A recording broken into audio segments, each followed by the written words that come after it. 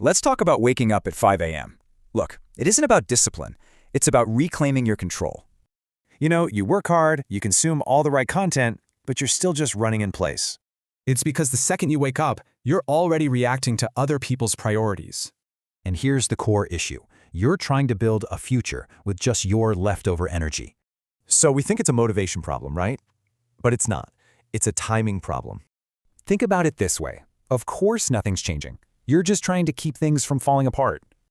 The real turning point is when you claim your time before the world can claim it from you. That's the 5 a.m. hour. It's not about being early. It's about it being yours. And this hour isn't for grinding harder. No, it's for building something without any distractions. The framework is incredibly simple. Just two key things. Build a real skill, then move and plan. When you do the math, that's over 500 hours a year. That's your new unfair advantage. Okay, gotta be real with you, the first week is gonna suck. Your brain will fight you. But then, something clicks.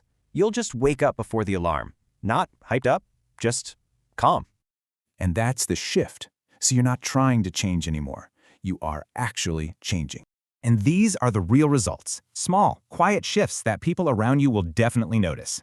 So forget making a promise to yourself. Just make a decision. What would you build?